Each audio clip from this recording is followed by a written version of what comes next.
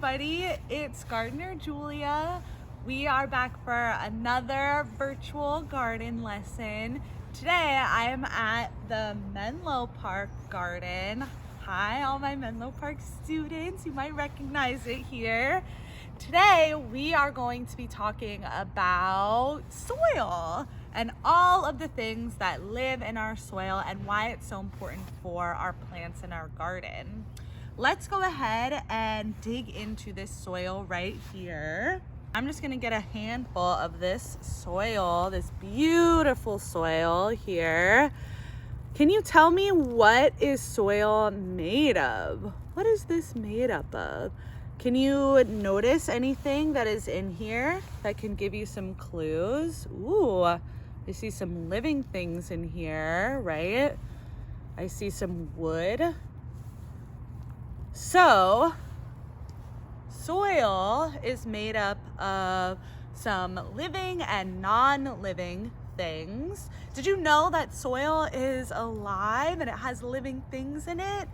So, soil is made up of things like sand and clay. It also has living things in it. It has teeny, tiny little organisms that live in here that eat up and decompose things in our soil. There's also bugs in here and insects that you know, roly-polies and worms. So our soil is very much alive. We're gonna focus on worms today. Some of you might remember our worm lessons from last year. I'm gonna dig in and see if I can find some worms out here. We're gonna go over the body parts of worms, and then you're gonna use all of your new knowledge to fill in a fun worksheet. First, let's take a mindfulness moment. For our mindfulness moment, we are gonna do a little worm meditation. I found a nice quiet spot in the garden underneath this willow tree. Try to find a bit more of a quiet spot in your home. We're gonna go ahead and close our eyes, and I want you to imagine that you are a worm. So you don't have any eyes for this meditation, so they should be closed. And I want you to imagine that you're underground. What does it feel like? Is it cool? Is it warm on your skin? I want you to take a few deep breaths. Worms, they don't breathe through their mouth, they breathe through their skin. So try to imagine that you're breathing through your skin. Take one deep breath.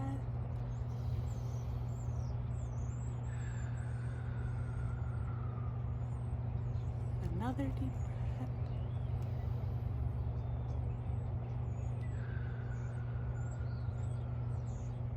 And a third deep breath.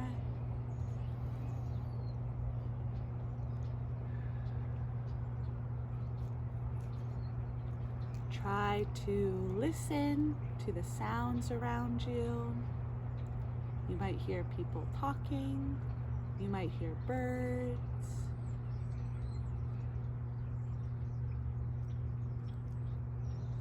And you can start wiggling your way back up to the surface, and you can open up your eyes.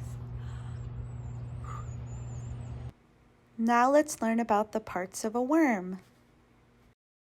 Worms are super cool little creatures. Can you remember anything from last year that you learned about a worm and its body? Worms have a head, and at the very front of their head, they have their mouth, which is one of the most important parts of a worm because this is how they help our soil as well, as using their mouth. How do worms help our soil with their mouth? Worms eat soil as they move through, and they ingest it and they break down anything that might still be in that soil, and everything that they just ate will come out through their tail end, and they'll poop it out, And everything that a worm leaves is super nutritious and good for our soil. Also on the worm's head, do worms have eyeballs? Do worms have noses? Do worms have teeth? No, worms don't have any of those things. Worms do not have any eyes. Can you try to imagine navigating through the dark soil without having any eyes? Let's think about that. A way that you can start figuring out what this feels like for a worm is if you close your eyes, just like me, and you take your two hands and cover your closed eyes, and then remove your hands from your face and go back and forth between having your hands on your eyes and taking them off. Can you see a difference? I notice that when my hands are on my face, it is much darker, and when I remove them, I can see a little bit of light, even though my eyes are closed. So worms don't have eyes. They also don't have teeth. So that means that when you're holding a worm, they're super gentle and they can't bite you or hurt you, right? Because they don't have any teeth in their mouth. Even though worms don't have teeth, they do have a funky little, almost like a nose that takes the food and scoops it into its mouth. If you've ever seen an elephant seal, that little thing looks like the nose on an elephant seal, and it scoops the food and shoves it into its mouth. Worms also have a brain, and they have not one heart or two hearts. They have 5 hearts inside of them. How many hearts do we have? We have 1 heart. Worms have 5. When looking at a worm, something you can see from the outside is a piece called their clitellum. So a worm's clitellum is this little lump on the worm. If you find a worm, see if you can find its clitellum. If your worm is an adult, it will have one. This is where worms lay their eggs from. Any 2 worms will attach to each other with their clitellums, and they will each fertilize their eggs, and then they will lay their eggs. It comes out as a little egg sac. It looks like a little teardrop. So any worm can lay eggs, and any worm can fertilize another eggs.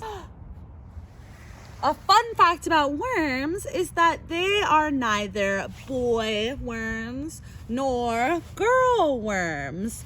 Worms are all the same, which is pretty cool, huh? And the last thing that you'll be able to see from the outside of your worm is all of their segments. Worms are built like little building blocks or Legos, and they have all of these segments that join together, and they will use those segments. They'll stretch them out super far and squish them back together, and they'll stretch them out and squish them back together, and that's how worms move their bodies.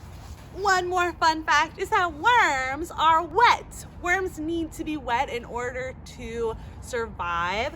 Worms, they breathe through their skin. And in order for worms to breathe through their skin, they have to be a little wet. So you might notice that if you find a worm, it might be a little sticky or slimy or wet. And that's because it needs to be wet in order to breathe. Now that we know a little bit more about worms and their bodies, I want to see if you can maybe find a worm outside. Even if you don't, I want you to see if you can remember all of these different parts of the worm to fill out our worksheet about worms. All right, I hope that you were able to fill out your worksheet. Next time that you see a worm on the sidewalk or when you're digging around, make sure that you protect them because they are so important for our garden. Thanks for learning about worms with me today. I'll see you next month. Bye.